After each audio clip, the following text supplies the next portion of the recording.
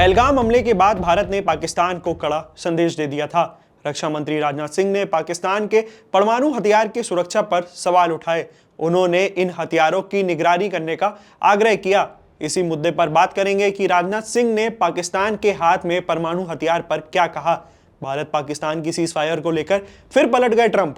साथ ही भारत में आईफोन बनाने वाली कंपनी पर क्यों भड़के अमेरिकी राष्ट्रपति। और अंत में बात करेंगे कि कैसे मंत्री जी को कर्नल सोफिया कुरैशी पर टिप्पणी करना भारी पड़ गया और सीजीआई ने जिसकी वजह से उनकी क्लास लगा दी। शुरू करते हैं आज की खबरों का सिलसिला। नमस्कार, मेरा नाम है अंश कपूर, आप देख रहे हैं इस समय इंडिया.com। सबसे पहले बात करते हैं आज की मुख्य खबर की कि राजनाथ सिंह ने पाकिस्तान के हाथ में परमाणु हथियार पर क्या कहा। पहलगाम आतंकी हमले के बाद भारत ने ऑपरेशन सिंदूर से पाकिस्तान के साथ ही दुनिया को संदेश दिया था। संदेश साफ था कि भारत आतंकवाद के खिलाफ जीरो टॉलरेंस की नीति से पीछे नहीं हटने वाला। रक्षा मंत्री राजनाथ सिंह गुरुवार को जम्मू कश्मीर के दौरे पर पहुंचे। इस दौरान रक्षा मंत्री राजनाथ सिंह ने पाकिस्तान के हाथ में परमाणु हथियार की सुरक्षा होने को लेकर भी सवाल उठाए। इसके साथ ही राजनाथ सिंह ने अंतर्राष्ट्रीय परमाणु ऊर्जा एजेंसी IAEA जिसे भी कहते हैं, उससे पाकिस्तान के परमाणु हथियारों की जिम्मेदारी अपने हाथ में लेने को आग्रह किया।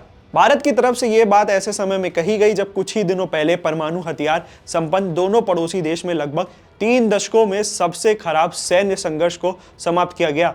रक्षा मंत्री राजनाथ सिंह विशेष रूप से नियंत्रण रेखा जिसे LOC भी कहते हैं और अंतर्राष्ट्रीय सीमा का जायजा लेने के लिए जम्मू कश्मीर पहुंचे थे। उन्होंने यहाँ पे कहा, ऑपरेशन सिंदूर आतंकवाद के खिलाफ भारत द्वारा चलाई गई अब तक के इतिहास की सबसे बड़ी कार्रवाई थी। 35-40 वर्षों से भारत सरहद पार से चलाए जा रही आतंकवाद का समापन करना चाहता है। आज भारत ने पूरी दुनिया के सामने स्पष्ट कर दिया कि आतंकवाद के खिलाफ हम किसी भी हद तक जा सकते हैं। सुनिए रक्षा मंत्री राजनाथ सिंह को। ऑपरेशन सिंदूर आतंकवाद के खिलाफ भारत द्वारा चलाई गई अब तक के इतिहास की मैं मानता हूं यह सबसे बड़ी कार्रवाई है। 35-40 वर्षों से भारत सरहद पार से चलाए जा रही आतंकवाद का सामना कर रहा है। आज भारत ने पूरी दुनिया को यह साफ कर दिया है, यह स्पष्ट कर दिया है कि आतंकवाद के खिलाफ हम किसी भी हद तक जा सकते हैं। अब वक्त हो चला है आपको दूसरी बड़ी खबर के बारे में बताने का कि कैसे भारत पाकिस्तान मामले में फिर से ट्रंप ने U-टर्न ले लिया। ऑपरेशन सिंदूर के बाद से भारत और पाकिस्तान के बीच तनाव बढ़ने से दुनिया भर में हड़कंप मच गया। करीब 3 दिनों तक पाकिस्तान की तरफ से ड्रोन और मिसाइल से अटैक किए जाने के बाद भारत की जवाबी कार्रवाई में पाकिस्तान को काफी नुकसान हुआ। इसी बीच अमेरिकी राष्ट्रपति डोनाल्ड ट्रंप ने अपने ट्वीट से भारत पाकिस्तान के बीच मध्यस्थता का दावा करते हुए सीज फायर का ऐलान किया था। अब गुरुवार को अपने एक बयान में डोनाल्ड ट्रंप ने U-टर्न मारते हुए सीज फायर के लिए भारत और पाकिस्तान के बीच हस्तक्षेप के होने से इनकार कर दिया। उन्होंने कहा, मैंने भारत और पाकिस्तान के बीच तनाव कम कराने की मदद की। कतर के दोहा में एक कार्यक्रम को संबोधित करते हुए अमेरिकी राष्ट्रपति डोनाल्ड ट्रंप ने कहा, मैं ये नहीं कहूंगा कि मैंने सब कुछ ठीक कर दिया, लेकिन पिछले हफ्ते भारत और पाकिस्तान के बीच बढ़ते तनाव को कम करने में मैंने मदद जरूर करी। मामला इतना गर्म हो रहा था कि अब किसी भी वक्त बड़े मिसाइल से हमला शुरू हो सकता था। हमने बात की और इसे ठंडा कर दिया। उम्मीद है मैं यहाँ से निकलूं और 2 दिन बाद खबर ना आए कि फिर से गड़बड़ हो गई। मुझे लगता है ये सुलझ गया है। हमें दोनों से व्यापार की बात करनी चाहिए। मैंने कहा, युद्ध के बजाय व्यापार करो। पाकिस्तान को यह बात पसंद आई, भारत को भी अच्छा लगा। मुझे लगता है अब दोनों सही रास्ते पर हैं। सुनिए अमेरिकी राष्ट्रपति डोनाल्ड ट्रंप को। I don't want to say I did, but I sure as hell helped settle the problem between Pakistan and India last week, which was getting more and more hostile. And all of a sudden you'll start seeing missiles of a different type.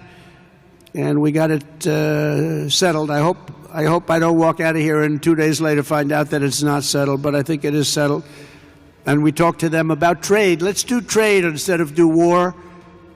And Pakistan was very happy with that, and India was very happy with that, and I think they're on the way. You know, they have been fighting for about 1,000 years, in all fairness.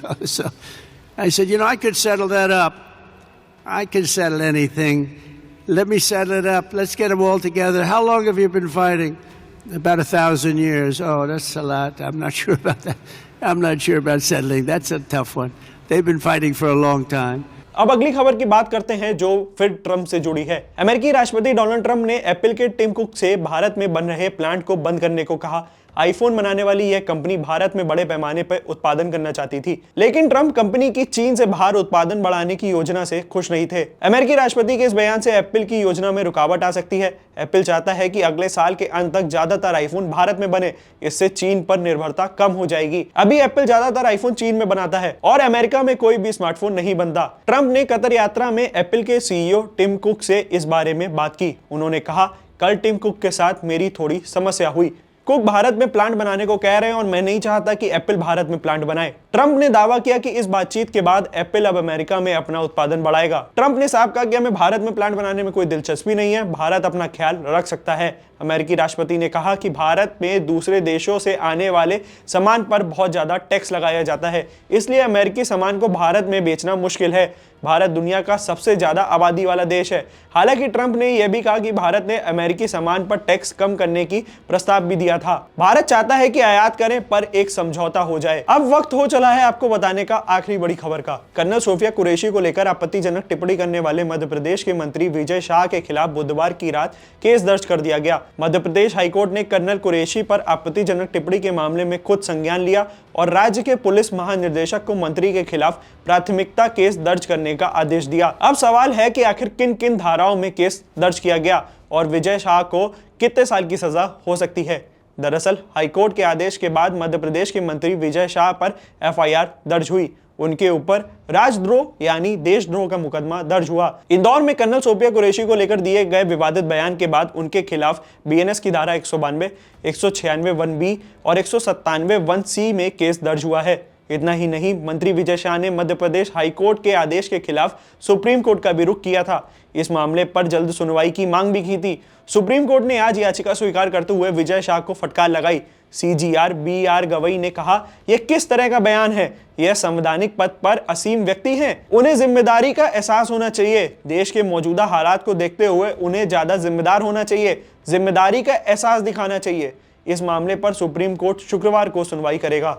सोमवार को इंदौर जिले के एक ग्रामीण क्षेत्र में सार्वजनिक कार्यक्रम के दौरान मंत्री विजय शाह ने कुरैशी का नाम लिए बिना विवादित बयान दे दिया। बयान सामने आने के बाद मध्य प्रदेश हाईकोर्ट ने स्वतः संज्ञान लेते हुए कहा कि हर हाल में इस मामले पर एफआईआर दर्ज होनी चाहिए। कर्नल सोफिया कुरैशी पर दिए विवादित बयान को लेकर मध्य प्रदेश हाईकोर्ट में विजय शाह के खिलाफ एफआईआर दर्ज कराने का आदेश दिया था, जिसके बाद मंत्री शाह पर एफआईआर दर्ज कर दी गई थी। उन्होंने इस मामले को लेकर ही सुप्रीम कोर्ट का दरवाजा खटखटाया और वहां पे सुनवाई की आग्रह की थी। ये थी तमाम बड़ी खबरें आज की। ऐसी और भी वीडियोस के लिए बने रहिए हमारे साथ। कैमरे के पीछे थे हमारे साथी विक्रांत।